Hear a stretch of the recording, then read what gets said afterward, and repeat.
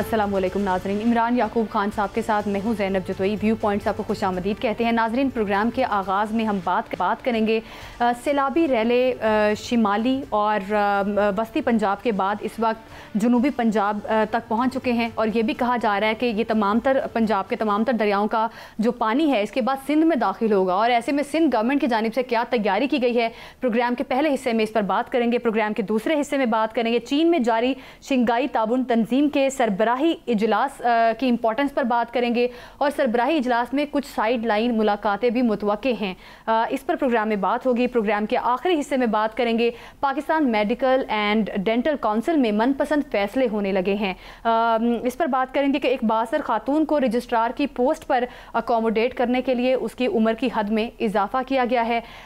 वजारत सेहत की जानिब से सिफारिश की गई है, ये बताया जा रहा है, इस पर प्रोग्राम में बात होगी। इमरान साहब, जिस तरह से हमने देखा कि पहले शिमाली और वस्ती पंजाब की सूरत हाल आपने देखी, अब कहा जा रहा है कि जनूबी पंजाब की तरफ भी सैलाबी सूरत हाल पैदा हो रही है और ये जो पंजाब के दरियाओं का सारा पानी है ये अब सिंध में दाखिल होगा। क्या समझते हैं, क्या मंजरनामा बनता हुआ दिखाई दे रहा आपको? देखें ज़ैनब, सीधी बात है कि पानी हमेशा ऊपर से नीचे की तरफ जाता है। इंडिया ने पानी छोड़ा, पाकिस्तान में पानी पंजाब में आया और पंजाब में रावी सतलुज चिनाब आप देखें कि ये तीनों दरियाओं ने अपनी अपनी जगह पे जो तबाही मचानी थी वो मचाई। फिर ये जनूबी पंजाब में अब ये पोजीशन है कि वहाँ पे पानी चला गया और जनूबी पंजाब से हो के जब ये तीनों दरिया मिलते हैं तो फिर ये दरिया सिंध में शामिल हो जाते हैं। वहाँ पे जो है ख़ास तौर पे आप ये देखें कि सिंध में जब पानी तीनों दरिया मिलेंगे तो फिर अगर यहाँ पे रावी में जैसे सबसे ज़्यादा जो रेला था यहाँ लाहौर में वो 2 लाख समथिंग था क्यूसिक, अब वहाँ पे अगर ये कहा जा रहा है कि 9 लाख से 11 लाख तक मुतवक्को है तो 9 लाख से 11 लाख होगा तो फिर एक तो ये कि वो बड़े बैराज हैं, वहाँ पे गुंजाइश भी है, लेकिन फिर भी इतने पानी को रोकना और फिर जब अगर ये कहा जा रहा है कि शेख बंद और के बंद जो हैं शायद उनको तोड़ा जाए और अगर उनमें से कोई बंद टूट गया तो शेख बंद को एक तरफ जिम्मेदारी बंद करा जाता है और दूसरी तरफ जो के है वो एक बड़ा अहम बंद समझा जाता है, उससे गोट की शहर जो है वो बड़ा मुतासिर हो सकता है, बड़ी तबाही हो सकती है। तो अल्लाह रहम करे, हम तो दुआ ही कर सकते हैं। और हुकूमत जो है सिंध गवर्नमेंट भी आज हमें एक्टिव नज़र आई है, वज़ीर आला ने खुद दौरा भी किया और उन्होंने बताया कि सिंध हुकूमत जो है इस हवाले से बिल्कुल सिंध हुकूमत जहाँ पर तैयारियां कर रही है, ऐसे में कहा जा रहा है कि हुकूमत की जानिब से भी सैलाबी रैले को मद्देनजर रखते हुए तैयारियां की जा रही हैं। पंजाब की तारीख का सबसे बड़ा सैलाबी रैला कहा जा रहा है कि अगले 24 घंटों में पंजाब में दाखिल हो सकता है। इस वक्त हमारे नुमाइंदा हमारे साथ मौजूद हैं, सरफराज जो कि लाहौर में मौजूद है। सरफराज, बताइएगा क्या सूरत हाल देख रहे हैं आप? रावी के गिर्द जो आबादियाँ खाली करवाई गई थी वहाँ पर क्या सूरत हाल है और हुकूमत की जानिब से क्या इकदाम किए जा रहे हैं, क्योंकि अगले 24 घंटे अहम करार दिए जा रहे हैं?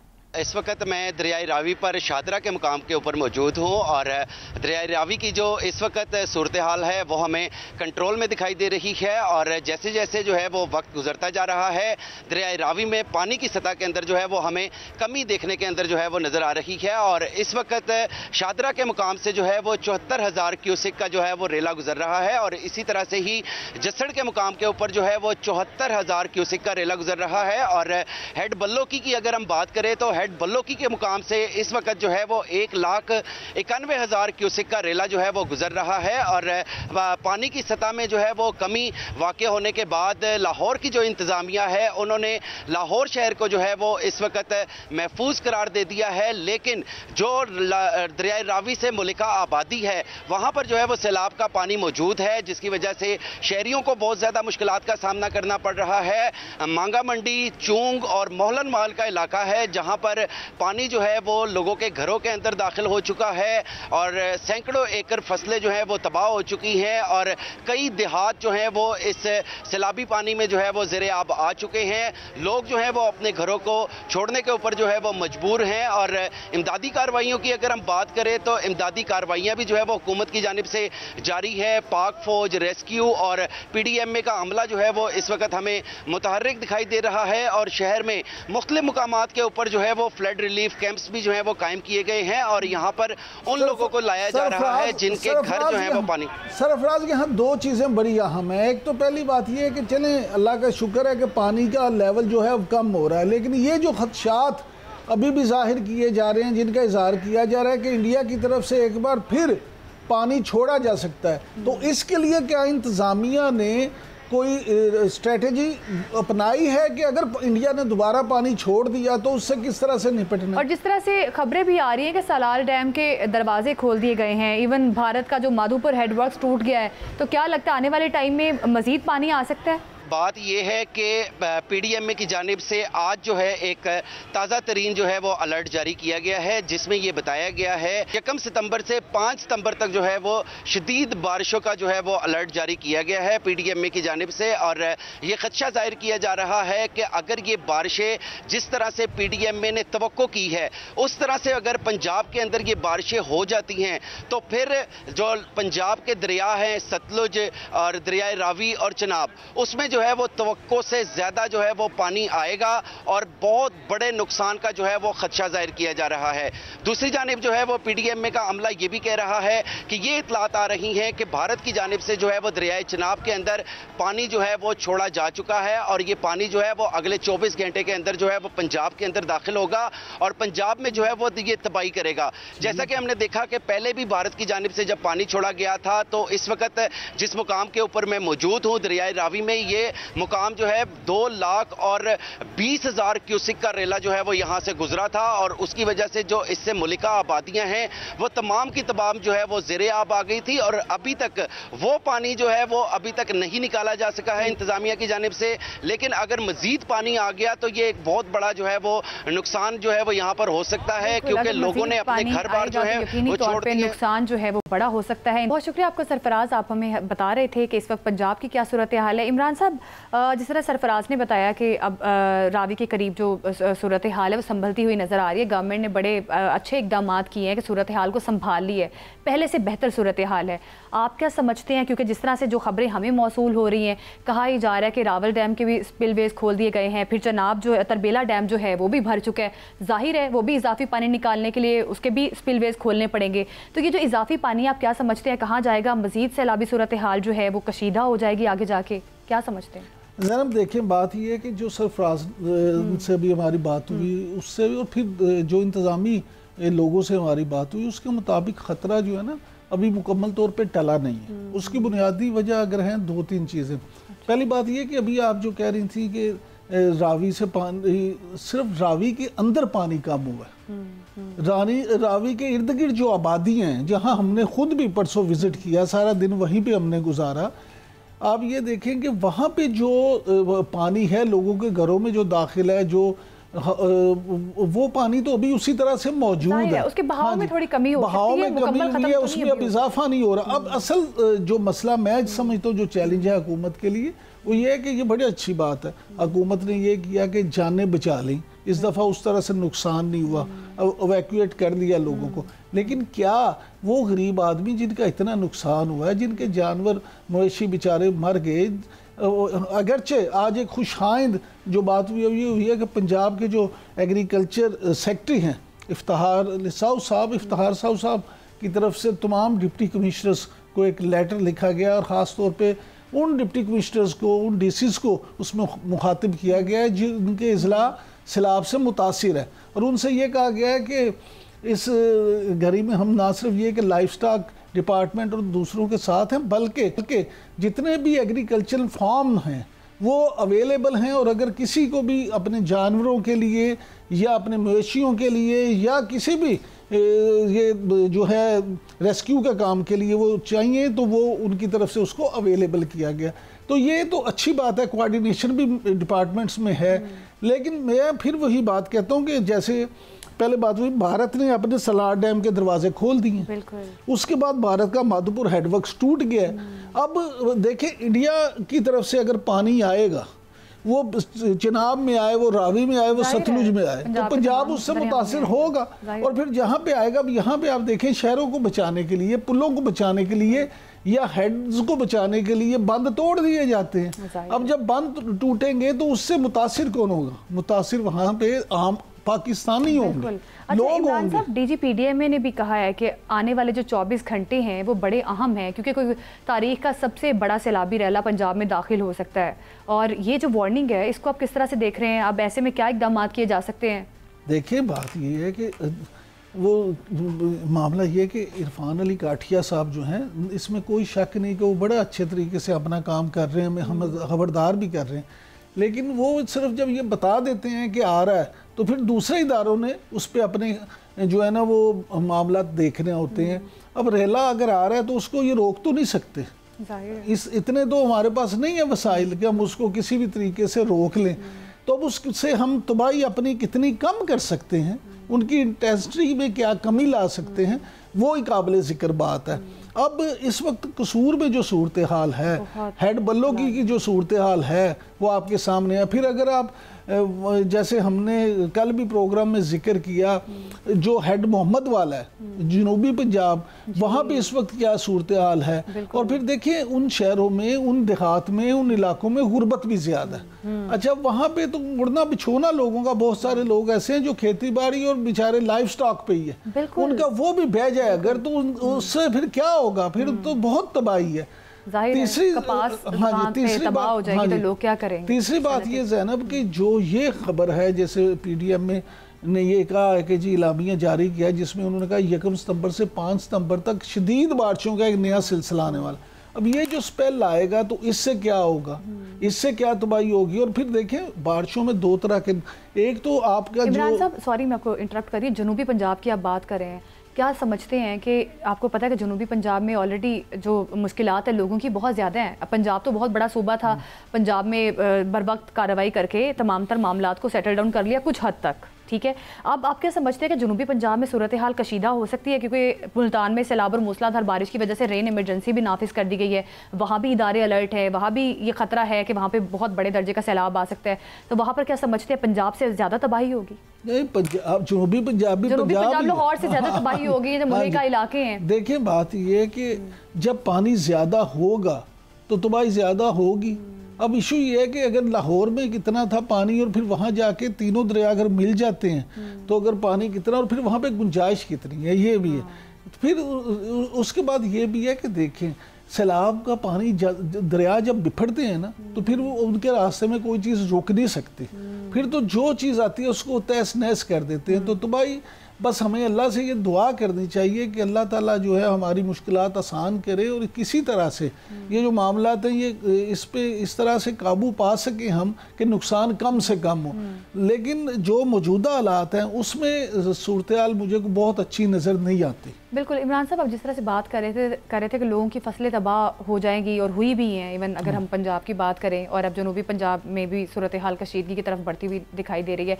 अगर हम 2022 की बात करें, 2022 में भी ऐसे हुआ कि हमारी फूड चेन मुतासिर हुई और जिससे प्राइस हाइक हुआ और लोगों को मुश्किलात का सामना करना पड़ा। जो एवरेज या जो गरीब आदमी था सबसे ज़्यादा मुश्किल उसको हुई। क्या समझते हैं अब आगे जाके क्या मंजरनामा बन सकता है, क्योंकि सप्लाई चेन अगर डिस्टर्ब होती है तो उसके बाद आपको पता है कि क्या मामला। देखें दो चीज़ें तो फौरी तौर पे आप समझ लें, एक तो ये कि ज़िला हाफजाबाद जो है ना और ये पट्टी जो है गुजरावाला हाफजाबाद, ये आपकी चावल की फसल की ना बेहतरीन पट्टी है। अब वहाँ पे चावल की फसल को बहुत नुकसान पहुंचा, इसका मतलब ये है कि चावल अब आपको मार्केट में महंगा मिलेगा। दूसरा, अभी आप शहरों में देख लें सब्जियों की कीमतों में कितना इजाफा हो गया है। जो 100 रुपये किलो वाली सब्जी थी वो 300 में चली गई है। जब फसलें तबाह होंगी तो हर चीज़ महंगी होगी। तो सिंध में भी सैलाबी सूरत हाल का खदशा जाहिर किया जा रहा है। बताया जा रहा है कि दरियाए सिंध में मंगल और बुध की रात सैलाब का खदशा है। 11 लाख क्यूसेक का रैला जो है वो सिंध में दाखिल होगा और ऐसे में 16 लाख अफराद के मुतासिर होने का खदशा भी जाहिर किया जा रहा है। इस पर मुराद अली शाह ने कुछ कहा है, एक दफ़ा वो आपको सुनवाते हैं, उसके बाद इस पर इमरान साहब को भी कमेंट लेंगे। हमारे रिपोर्टर भी हमारे साथ मौजूद है रशीद रजा, उनसे भी सूरत हाल जानेंगे। चनाब और झेलम का जो मिलके पानी ट्रिमू बराज पे आएगा वो रेला सबसे पहले हमें हिट करेगा। आज रात को इसी वक्त ट्रिमू पीक कर जाएगा। अगर हम समझते नहीं 7 से 9 लाख तक पानी जा सकता है, हम फिर उस हिसाब से मजीद 1,04,255 लोग और 17,376 फैमिली वो अफेक्ट होंगी। 9 लाख से ऊपर जाता है तो फिर मजीद 2,24,313 लोग और 37,319 फैमिली ये अफेक्ट होंगी। हमने तैयारी 9 लाख क्यूसेक की है सुपर फ्लड की। सिंध गवर्नमेंट की जानिब से तैयारियां की जा रही हैं कि अगर आने वाले टाइम में ये जो रैला बताया जा रहा है 11 लाख क्यूसेक का सिंध में दाखिल होता है तो तमाम तर इकदामात को मलहूज़ खातिर रखा जाएगा। सबसे पहले बात करते हैं रशीद रजा से। रशीद, सुन पा रहे हैं तो बताइएगा सिंध में इस वक्त क्या सूरत हाल है, क्या इकदामात किए गए हैं सिंध गवर्नमेंट की जानिब से? ही लाया जा सकता है कि एक्चुअल कंडीशन क्या बनेगी। ट्रीमू पे अगर हम बात करें, ट्रीमू से लेकर गुड्डू बराज तक तो तकरीबन 4 से 5 रोज लगते हैं पानी को आने में। इस हवाले से अगर हम बात करें मजीद इकदाम की, तो सूबाई हुकूमत की जानिब से वजीर आला सिंध ने, अगर हम बात करें वजीर आला सिंध की, तो आज उन्होंने गुड्डू बराज और सखर बराज का विजिट किया है और उन्होंने यहाँ पर एतराफ किया है कि 2 बंद ऐसे हैं जिसमें शेख बंद और केके बंद, यानी कि एक लेफ्ट साइड पर है और राइट साइड पर, दोनों बंद जो है इंतहाई हसास हैं और पानी इन्हें नुकसान पहुंचा सकता है। उन्होंने इस बात का भी एतराफ किया कि हमने जो सवाल था उनसे सवाल ये किया कि क्या पूरा साल इन बंदों की मुरम्मत क्यों नहीं की जाती, जब सैलाब सर पर आ जाता है तो मुरम्मत की जाती। तो ये एतराफ था उनका कि जब सैलाब आता है जब भी बंदों की मुरम्मत की जाती है, उनको केयर की जाती है, उसके अलावा नहीं की जाती। तो बात ये करें कि के बांध तो बड़ा हसास है, खुदा न खास्ता वो टूट गया तो फिर तो बहुत तबाही हो सकती है। जी सर, बिल्कुल केके बंद बिल्कुल इंतहाई हसास है। अगर ये केके बंद को नुकसान पहुंचता है, जिसका खतरा अगर हम बात करें अपने जो माहिरीन है उनके हवाले से, तो 80 to 90% खतरात वहां पर ज्यादा मंडला रहे हैं।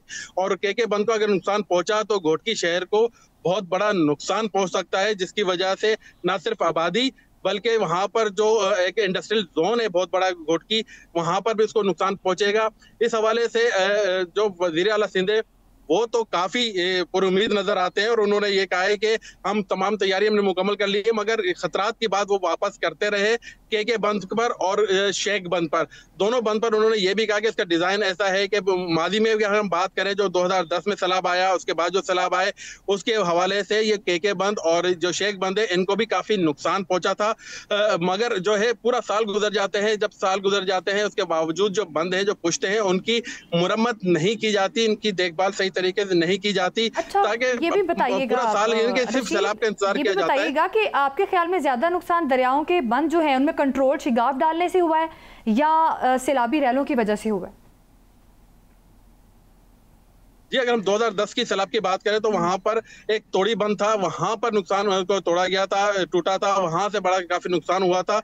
तो इस हवाले से बात की जाती है कि अगर जैसे ट्रेमू से बताया जा रहा है कि 7 से 8 लाख क्यूसेक पानी आने की उम्मीद है, 2 लाख क्यूसेक वहां पर मौजूद होगा। अगर कोई सुलेमान पर ज्यादा बारिशें नहीं होती तो कोई खतरा की बात नहीं है। 9 से 9.5 लाख क्यूसेक के करीब पानी यहाँ पर आएगा। उसको हम रशीद रजा, मुराद अली शाह साहब ने यह भी कहा कि उनकी तैयारी 9 लाख क्यूसेक तक है और आज की रात बड़ी अहम है। तो आप क्या समझते हैं, अगर 9 लाख भी पानी आया, 9 लाख क्यूसेक भी, तो कहते हैं फिर कच्चा का इलाका तो पूरा डूब जाएगा और वहाँ की फसलें भी और वहाँ के मवेशी भी वो तो सब जो हैं वो तबाह हो जाएंगे, बह जाएंगे। तो ऐसी सूरत में किस तरह से इस पे कंट्रोल सर देखिए, सैलाब आता है तो बिल्कुल कच्चे के इलाके में पानी आता है और वहाँ पे जो फसलें हैं वो जो रहायशी हैं वहाँ के जो मकीन है उनको यकीनन नुकसान पहुंचता है, ये बात नहीं है। और कच्चे में पानी आना एक तरीके से सर अच्छा ही होता है कि वहाँ पर उनके सैलाब के बाद जो है वो जो फसलें होती हैं बम्पर क्रॉप्स हो जाती हैं, अंडर वाटर जो है वो उसके काफी नीचे चला जाता है, उसमें संख्या आ जाती है, तो सैलाब आने के बाद जो है उसकी मिकदार ऊपर आ जाती है।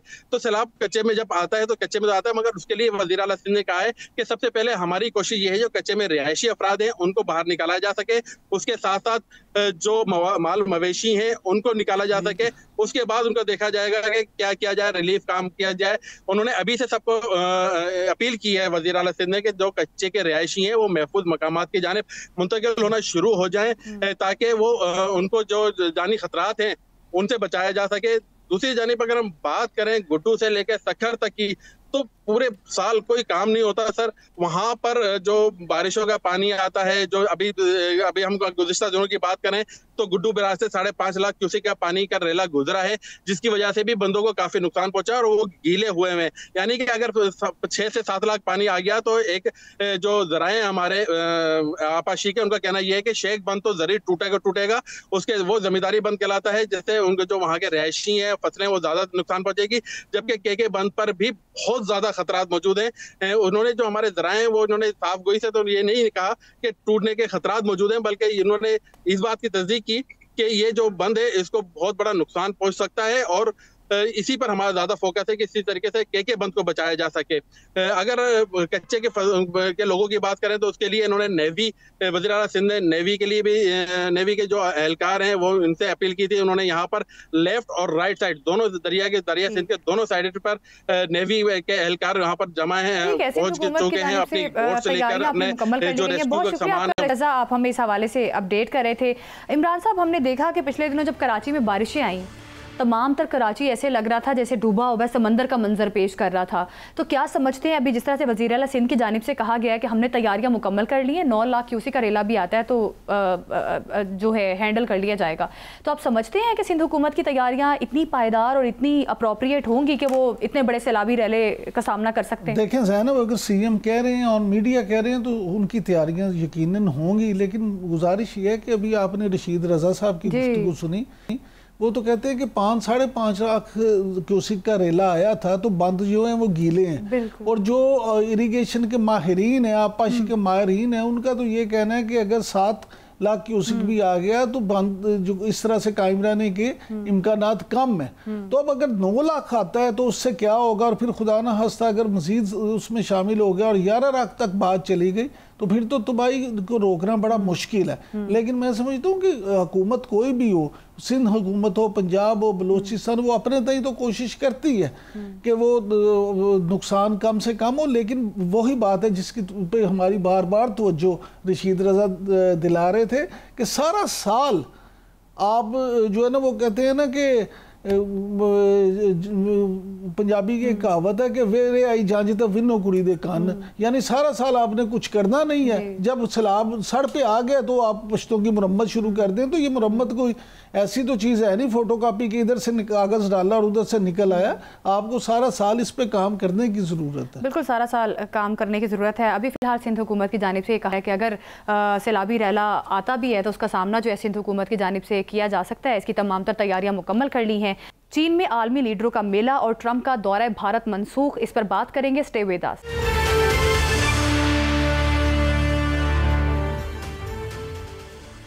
नाज़रीन, चीन में शंघाई ताउन तंजीम का इजलास 4 सितंबर को होने जा रहा है और ऐसे में 20 सरबराहान मुमलिकत और 10 आलमी इदारे इस इजलास में शिरकत करेंगे। इस पर बात करेंगे। हमारे साथ मौजूद हैं ब्रिगेडियर रिटायर्ड वक़ार खान, जो कि दिफाई तज्जियाकार हैं। बहुत शुक्रिया आपका ब्रिगेडियर रिटायर्ड वक़ार खान साहब, आपके वक्त का।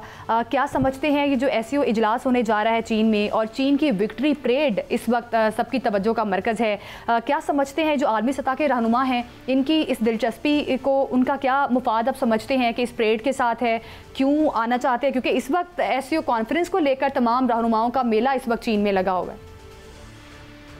आई थिंक ग्लोबल साउथ को देखा जाए तो ये बहुत बड़ा इवेंट है, और स्पेशली जिस तरीके से भी अमेरिकन फॉरेन पॉलिसी में शिफ्ट आ रहा है।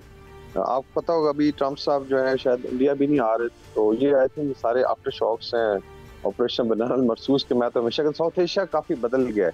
बाकी जो है चाइना, इसमें आई थिंक प्रेसिडेंट पुतिन भी आ रहे हैं, इसके बाद बायलैटरल मुलाकातें भी हैं, जिसमें मोदी साहब मिल रहे हैं, शायद इस तरह शहबाज शरीफ साहब मिलेंगे पुतिन साहब के साथ। और उसके अलावा जो है जो मेंबर्स हैं SCO के, उनके अलावा देन देयर आर ऑब्जर्वर्स और आप कह लें डायलॉग पार्टनर्स हैं, लाइक टर्की के प्रेसिडेंट तैयब एर्दोगान आ रहे हैं, और इसी तरीके से आई एम श्योर UN से लोग आ रहे हैं। तो एक बहुत बड़ा I would say global south का इकट्ठ है, और इसमें अभी जो चीज़ें डिस्कस होंगी, नॉर्मली दे अवॉइड कंट्रोवर्शियल जो होती हैं, लेट्स से बायलैटरल मामलात विद इन मेंबर स्टेट्स, लेकिन by and large this will be a huge event for China. और फिर आपने देखा इसके बाद it will be followed by a parade जो मेरे ख्याल बीजिंग में हो रही है, और उसमें शहबाज शरीफ साहब इन्वाइटेड है, मेरे ख्याल मोदी साहब नहीं जा रहे। तो वहाँ पे चाइनीज़ पर डिस्प्ले करेंगे अपनी मिलिट्री माइट, और आई एम श्योर CPEC 2 पे भी बात होनी है, CPEC 2 की जो इफ्तिताह होना है इंशाल्लाह ताला, तो पाकिस्तान के लिए बड़ा खुश आइंद है। और दूसरा मेरे ख्याल में इसका एक सैल्यूटरी इफेक्ट ज़रूर आएगा, क्योंकि भारत जो है, मैं आज एक इंडियन प्रोग्राम में मैंने शेयर पढ़ा प्रवीण शाकिर का कि वो कहीं भी गया लौटा तो मेरे पास आया, बस यही बात है अच्छी मेरे हजाई की। तो उन्होंने कहा जी हिंदी में ट्रांसलेट करें, मैंने कहा जी लौट के बुद्धू घर को आए। तो अमेरिका के जूते चाटने के बाद 11 साल तो फाइनली मोदी साहब को जाना पड़ा। तो अच्छा है, आई थिंक इसको शायद है, और इसका एक बड़ा अच्छा ब्रिगेडियर साहब ये फरमाइएगा कि जैसे आपने खुद भी जिक्र किया कि बड़े अहम फैसले भी मुतवक्को हैं SCO में, और फिर मुतवक्को फैसलों और जो साइडलाइन मुलाकातों का आपने जिक्र किया है, उस बारे में हमें कुछ डिटेल बताएं कि आपके ख्याल में फ़ैसले क्या मुतवक्को हो सकते हैं और साइडलाइन मुलाकातों का रिजल्ट आप क्या देखते हैं?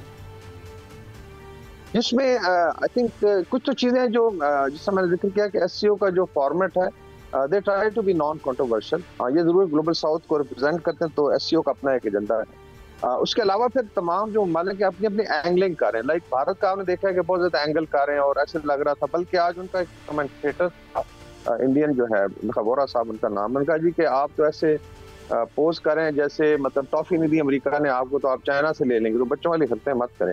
बट अदरवाइज आई थिंक जो बायलैटरल मुलाकातें ये बड़ी इंपॉर्टेंट होंगी।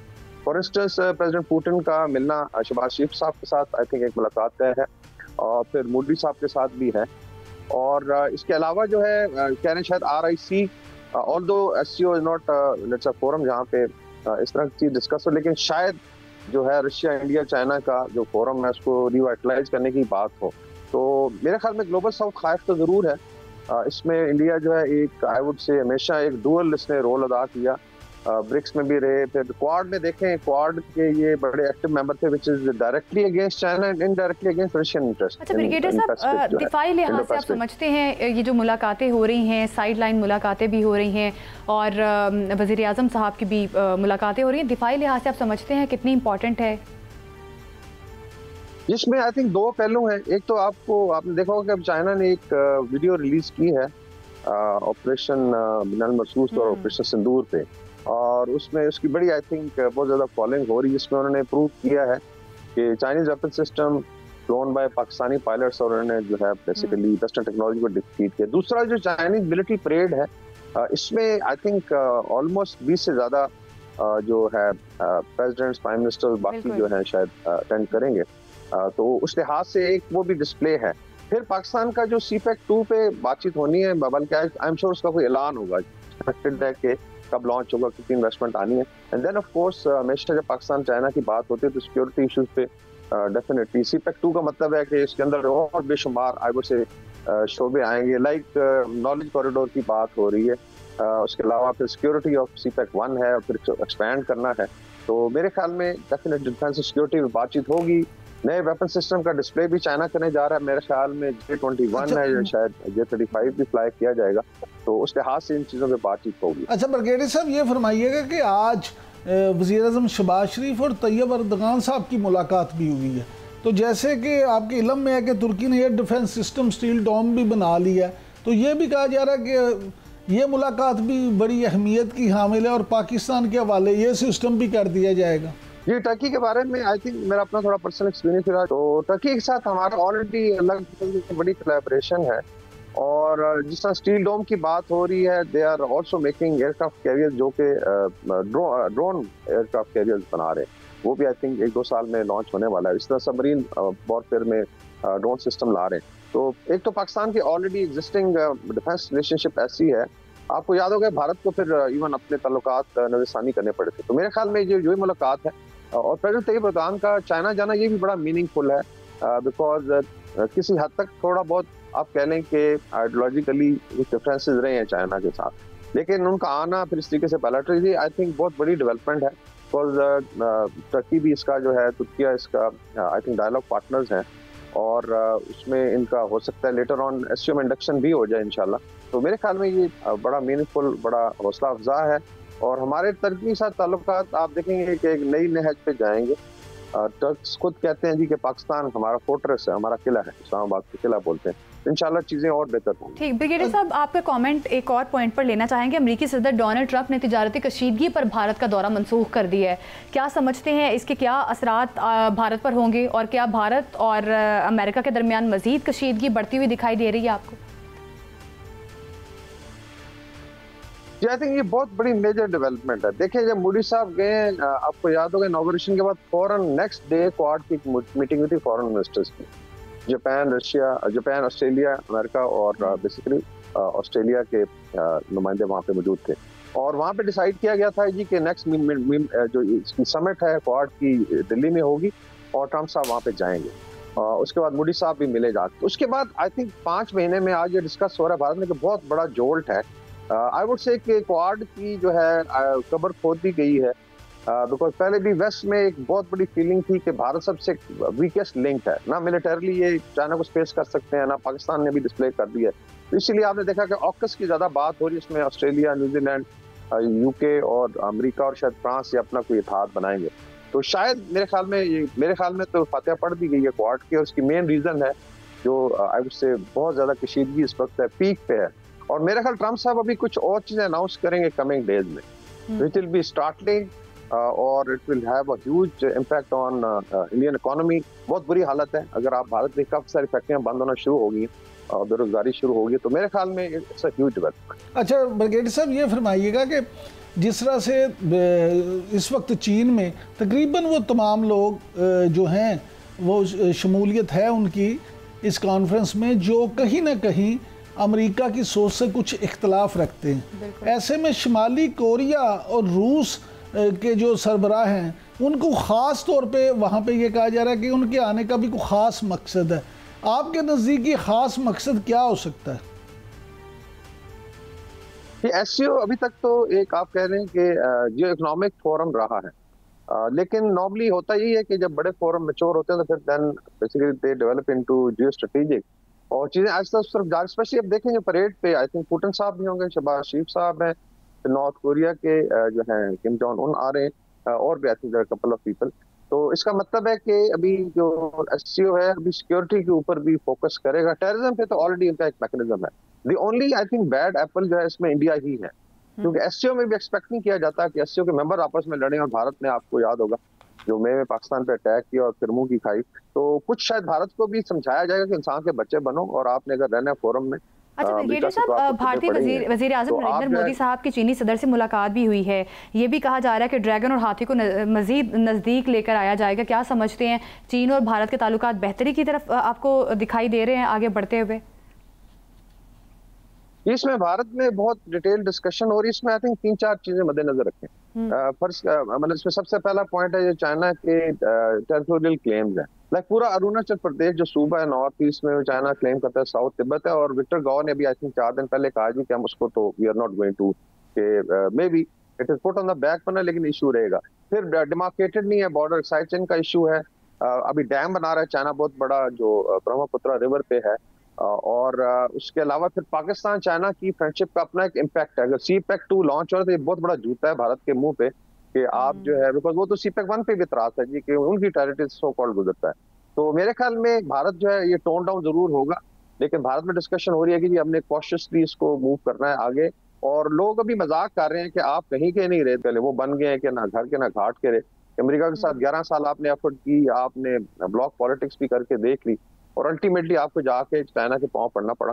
तो मेरे ख्याल में gone as a very very weak prime minister, लेकिन ब्रिगेडियर साहब पूरी दुनिया में और ख़ास तौर पे इंडिया में इस वक्त जो उनके अपने तज्जियाकार हैं वो भी ये कह रहे हैं कि इंडिया जो है वो अमेरिका से मुंह की खाने के बाद अब जो है शायद ब्लॉक चेंज करने का वक्त आ गया है, और वो ब्लॉक चेंज करने की सोच रहा है। तो क्या आप समझते हैं कि ब्लॉक चेंज करना इतना आसान होगा? क्योंकि अमेरिकी माहिरीन जो हैं कुछ वो तो ये भी कहते हैं कि अभी ट्रंप जो हैं मज़ीद सख्तियां करेंगे, टैरिफ मज़ीद बढ़ेगा, और जो है इंडिया को सबक सिखाने के लिए वो भरपूर इक़दाम करेंगे।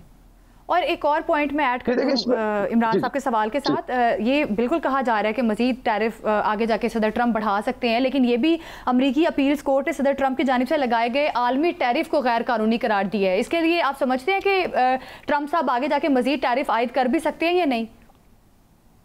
ये देखिए कोर्ट से ये चीजें आती, प्रेसिडेंट की बहुत बड़ी पावर है, और दूसरा जो है उसमें भी सिलेक्टिव आई थिंक टेररिस्ट पे है, और इंडिया की काफी सारी चीजें जो है उस कोर्ट वाले डिसीजन में नहीं है, क्योंकि उसमें अगर आप डिटेल में जाए बाकी इसमें अपील होगी कोई अक्टूबर में जाके, अक्टूबर तक वैसे भी टाइम है, इसका मतलब है कि टैरिफ तो लगी रहेंगी, वो स्टे नहीं है। बाकी जो है उसमें government of I would say US से जाएगी, बिकॉज गवर्नमेंट का डिसीजन है व्हाइट हाउस का, तो they will fight it out, और मोस्ट प्रोबेबली प्रेसिडेंट की बात सुननी पड़ती है।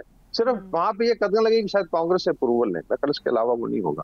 बाकी जो है आई थिंक जो भारत का है उसमें जो ब्लॉक की बात हो रही है, it will take a while. देखें अभी जो है विद इन एससीओ, जैसा मैंने कहा, भारत के चाइना के साथ अपने बड़े serious issue, Pakistan we are to आपके 3 मेंबर्स के दरमियान स्पेशली भारत के ताल्लुकात बहुत ज्यादा खराब हैं, तो उसको कैसे हमवार किया जाएगा। बाकी क्या कंसेशन दे सकता है भारत, टेरिटोरियल कंसेशन है, ट्रेड में भी जो है ऑलरेडी $100 बिलियन का सरप्लस है चाइना के फेवर में।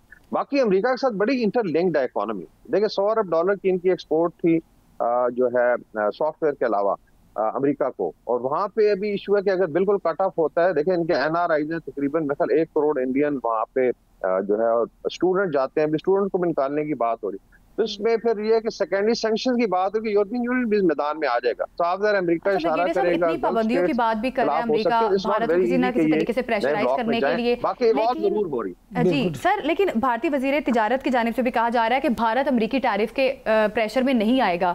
तो क्या समझते हैं, क्या भारत अमेरिका टैरिफ वॉर को शिद्दत इख्तियार करते देखते हैं आप? जी वही मैं कह रहा हूँ कि अभी तो सेकेंडरी सैंक्शन यूरोपियन यूनियन भी लगाएगा, तो it's going to be huge pressure. Bharat अभी कोशिश कर रहा है कि देखिए अभी मैं देख रहा इनके जो एक्सपोर्टर्स हैं उसमें कुछ लोग मतलब ऑर्डर्स प्लेस थे ऑलरेडी, अभी एकदम बंद, अब इतनी महंगी हो गई चीजें के साथ अमेरिकन तो ऑर्डर नहीं दे रहे। तो जो स्टैंडर्ड की चीजें अमेरिका के लिए बनाते थे कौन लेगा, क्या अफ्रीकन लेंगे या जैसे साउथ एशिया में, तो मार्केट ढूंढते ढूंढते इनको 3-4 साल लग जाएंगे। चाइना का ऑलरेडी देखिए सरप्लस है, चाइना तो खुद भी एक्सपोर्ट आई वुड से बहुत बड़ी मार्केट है जो एक्सपोर्ट करता है, तो वहां भी कोई स्पेस नहीं है।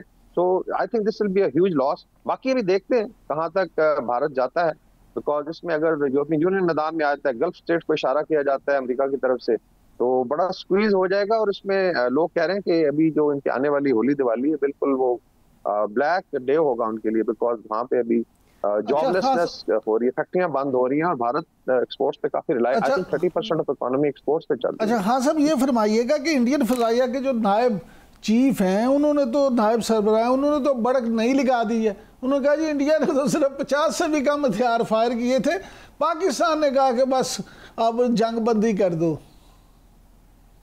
जी मेरे ख्याल में वही ट्रम्प साहब अभी कोई आई थिंक अगले 3-4 दिन में कोई बड़ी अनाउंसमेंट करेंगे, उनकी तसल्ली हो जाएगी। बाकी वो कहते हैं लड़ाई के बाद मुक्का याद आए तो अपने मुंह पे मार लें। 3 महीने बाद इनके एयर चीफ्स हो गए, आर्मी चीफ हो गए, ये अभी उनको याद आ रहा है कि हमने इतना कुछ कर दिया था। I think entire world knows it, ये पूरी लड़ाई लाइव देखी गई है सैटेलाइट्स के जरिए, पीपल आर वेरी क्लियर। और यही वजह है, सो जूते पड़ने की वजह ही यही है कि मिडिल लेवल की पावर ने आपकी ठुकाई की है, and you have that's why देखिए क्वाड के डिसमेंटल होने की क्यों बात हो रही है कि आप एंटिटी नहीं है जो कुछ कर सके किसी के लिए, बस ज्यादा है कि मोदी साहब फिर 56 इनकी जस्ट है।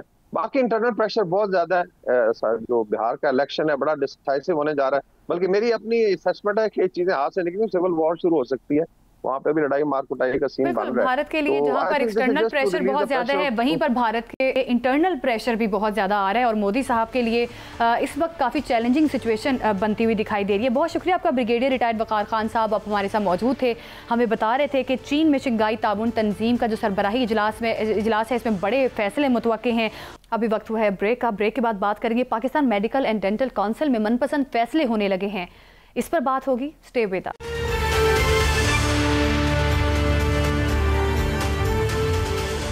Welcome back. नाज़रीन, हुकूमत की जानिब से कहा जाता है कि मेरिट पर फैसले होंगे, लेकिन फिर भी माशरे में सिफारिशी कल्चर जहां इंतज़ामी इदारों की कारकर्दगी पर सवालिया निशान है, वहीं पर हुकूमती दावों की कलई भी खोलता है कि हुकूमती दावे सिर्फ ऐलानात तक महदूद होकर रह गए हैं। इस पर हम बात करेंगे इमरान साहब से। इमरान साहब, ये जो Pakistan medical and dental council में मनपसंद फैसले होने लगे हैं, हुकूमत एक तरफ दावे करती है कि हम मेरिट पर फैसले करते हैं, लेकिन ये जो इंतज़ामी इदारे हैं उनकी जानिब से इस किस्म के फैसले आना किस तरह से देख रहे हैं आप? ज़ैनब, ये तो एक बड़ी दिलचस्प स्टोरी है। आप तो हुकूमत की बात करती हैं ना, इस वक्त Pakistan medical and dental council में तो इतना दिलचस्प स्कैंडल जो है ना सामने आ रहा है कि इसमें हुकूमत को भी नहीं पूछा। देखिए, हुकूमत की तरफ से एक हद तय है उम्र की कि आपने किसी भी सीट पे, किसी भी पोस्ट पे अगर किसी बंदे को हायर करना है तो उसकी हद क्या होगी। अब बड़ा दिलचस्प है कि PMDC की तरफ से उनके रजिस्ट्रार के लिए, रजिस्ट्रार आपको पता है ना किसी भी इदारे में, खासतौर पे इस तरह के रेगुलेटर इदारे में एक रीढ़ की हड्डी होती है, बिल्कुल, और बड़ा अहम जो ओहदा होता है। इसके लिए अब उन्होंने इश्तहार दिया। अच्छा, पहले भी 2 दफ़ा इश्तहार दिया जा चुका है और उसमें उम्र की हद थी 50 साल। अब इस दफ़ा जो टेलर मेड इश्तहार दिया गया, वो टेलर मेड इश्तहार इस तरह से दिया गया कि इसमें उम्र की हद एकदम से बढ़ा के 57 साल कर दी गई। यानी रिटायरमेंट की उम्र वैसे 60 साल है रूटीन में, यहाँ बढ़ती की रही है, उन्होंने कहा जी 57 साल। क्यों? इसलिए कि हमारे वाकफान आलिया कहते हैं कि एक जो खातून है मनपसंद, जिनको मुबैना तौर पे एक साबिक वफाकी वज़ीर की जो है ना सपोर्ट हासिल है, वो कराची से उनका ताल्लुक़ है, उन वज़ीर साहब का, उनकी सपोर्ट है और उनकी वजह से उनको यहाँ लगाने के लिए ये ख़ास तौर पे टेलर मेड इश्तहार दिया गया। और फिर मज़े की बात इसमें यह भी है कि वो खातून जो है उनको सिर्फ उम्र में रिलैक्स करने के लिए इश्तहार नहीं दिया गया, तजर्बा भी पहले रजिस्ट्रार के लिए एक्सपीरियंस था 15 साल का, अब माशाल्लाह से एक्सपीरियंस वो 15 साल से कम करके 10 साल कर दिया गया। यानी एक तरफ आपने इश्तहार में एज बढ़ा दी तो फिर तो तजर्बा भी बढ़ना चाहिए था ना, लेकिन तजर्बा आपने कम कर दिया क्योंकि मौसूफा जो हैं मुबैना तौर पे जिनको लगाने की कोशिश की जा रही है उनका तजर्बा कम है। अब वो पहले भी वहाँ पे PMDC में तैनात रही हैं, उन पे मुख्तलिफ नैब की तरफ से और मुख्तलिफ इदारों की तरफ से इंक्वायरियाँ भी होती रही हैं, उन पे कुछ केसेस भी थे। अब वो एक लंबी बहस है कि उस पर सारी बहस की जाए, लेकिन उसके मुताबिक हाँ जी, उसके बावजूद भी अब उनके लिए सारा किया जा रहा है। और फिर सबसे बड़ी बात ये है कि अब आप देखें कि अगर आपको एज में कोई तब्दीली करनी है तो उसका एक तरीकाकार है कि केस पहले काबीना के पास जाता है, काबीना उसकी अप्रूवल देती है, फिर उसके बाद वज़ीर आज़म के पास जाता है, वज़ीर आज़म उसकी अप्रूवल देता है। लेकिन इस केस में ऐसा कोई भी प्रोसीजर अडॉप्ट ही नहीं किया गया। अब इस स्टोरी पे थोड़ा सा काम काफ़ी बल्कि काम सीनियर जर्नलिस्ट है, इन्वेस्टिगेटिव जर्नलिस्ट रऊफ क्लासरा साहब हमारे दोस्त हैं, उन्होंने भी इस पे काम किया। उन्होंने जो PMDC के प्रेसिडेंट हैं जनाब रिजवान ताज साहब, उनसे बात की और रऊफ क्लासरा साहब के बगौल जब उनकी रिजवान ताज साहब से बात हुई तो रिजवान ताज साहब ने उन्हें कहा कि जी जो ये मामला है ना, ये तो जो हेल्थ डिपार्टमेंट है उनकी तरफ से भी उनको ये सिफारिश की गई है कि आप जो है एज में इस तरह से कर दें, और वैसे भी हम एक खुद मुख्तार और आज़ाद इदारा है तो हम अपनी मर्जी से ये जो है वो कर सकते हैं। इस पे मामला हमें कानून हमें इसकी इजाज़त देता है। हमने पहले भी इश्तार दिए थे लेकिन हमें को मुनासिब कैंडिडेट नहीं मिला। इमरान साहब, वज़ारत सेहत ने इसकी सिफारिश की है, अगर वज़ीर मुशीर इस तरह से सिफारिशी कल्चर को प्रमोट करेंगे तो मेरा ख्याल है जो डिजर्विंग होगा वो तो आगे आ ही नहीं सकता। तो ये तो मेरा ख्याल है बहुत बड़ी खबर है, इस पर तो एक्शन होना चाहिए। नहीं, लेकिन ज़ैनब अब ये बात नहीं है, इस वक्त के जो मौजूदा वज़ीर सेहत है वो तो वैसे बड़ी हमेशा मेरिट की बात करते हैं। मैं नहीं कह रहा कि मौजूदा वज़ीर सेहत जो है उन्होंने इसकी सिफारिश की है। अब अगर रिजवान ताज साहब का ये कहना है कि इस एज को बढ़ाने के लिए अगर सिफारिश नहीं की तो काउंसिल ने ऐसा फैसला खुद ही कर लिया। चले हम ये कहीं से तो उन्हें रिक्वेस्ट किया, चले मान लेते हैं रिजवान ताज साहब की इस बात को कि उन्होंने किसी खास कैंडिडेट के लिए ये नहीं किया, तो फिर अगर ये किया भी गया है तो आप ये बताएं कि वजारत को अचानक ये क्या ज़रूरत पेश आई कि वो इसमें इस तरह से बगैर एक कानूनी तरीका अडॉप्ट किए ये रिलैक्सेशन कर दे।